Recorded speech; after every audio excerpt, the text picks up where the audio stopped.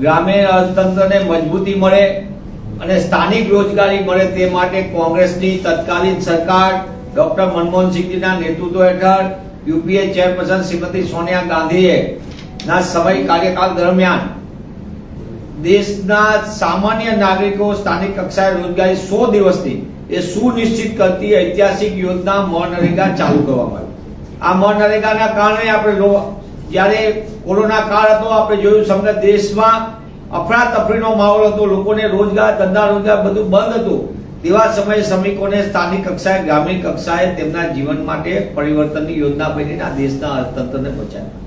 શહેરી વિસ્તારમાં જે રીતનું સ્થળાંતર થતું હતું ગ્રામીણમાંથી શહેરી તરફ, એના ઉપર પણ મોટા પાયે રોક લાગીને પોતાના પરિવાર સાથે લોકો જીવન જીવી શકે તે પ્રકારની રોજગારીની યોજના કોંગ્રેસના શાસનમાં આવી।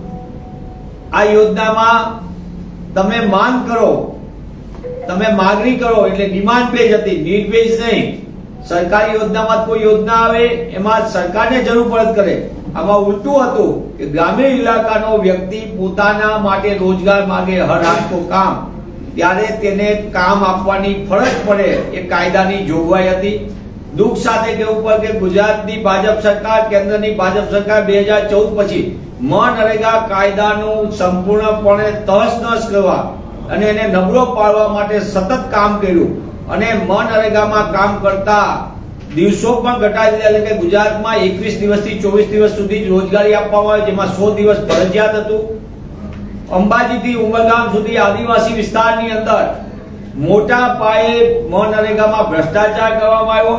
ત્યારે હું આપના સમક્ષ સૌથી ચોંકાવનારો મોદી સરકારની ગ્રામ્ય વિરોધી નીતિ, ભાજપ સરકારની, ગુજરાતની ભાજપ સરકાર કે કેન્દ્રની ભાજપ એનડીએ સરકાર, એની ગ્રામ્ય વિરોધી નીતિનો જીવતો જાગતો પુરાવો એ છે કે એમને મનરેગાને પહેલા કમજોર કરી, નબળી પાડી અને ત્યારબાદ વીબી ગ્રામ કરીને આખું નામ બદલીને દેખાવ પૂરતી આ યોજનાને તાળું મારવાનું પાપ પણ મોદી સરકારે કર્યું અને એના ભાગરૂપે જ છેલ્લા 6 મહિનાથી મનરેગામાં કામ કરતા 3000 જેટલા કર્મચારીઓને 6 મહિનાથી વેતન ચૂકવવામાં નથી આવ્યું।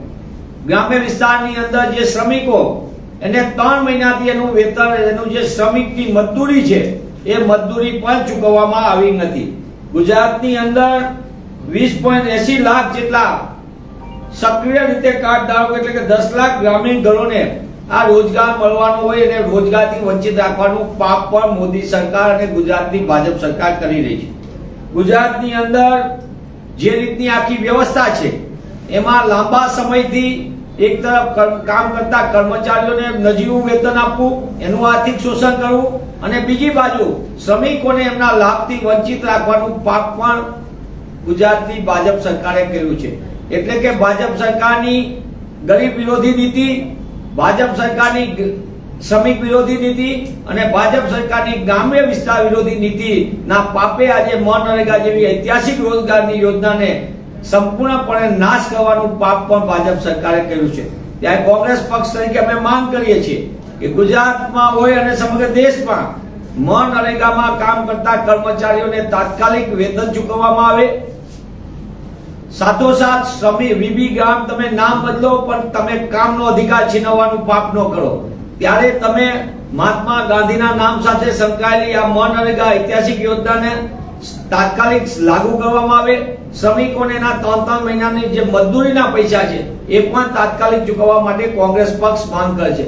પુનઃ હું એ વાતને દોહરાવું છું કે ભાજપા સરકારની ગરીબ વિરોધી નીતિ, ભાજપા સરકારની શ્રમિક વિરોધી નીતિ અને ભાજપા સરકારની ગ્રામ્ય વિસ્તાર વિરોધી નીતિના પાપે ગુજરાતના ગામડાઓ ખલાસ થઈ રહ્યા છે અને લોકો જે ગરીબ છે, શ્રમિક પરિવારો છે એ આર્થિક મુશ્કેલીમાં મુકાઈ ગયા છે।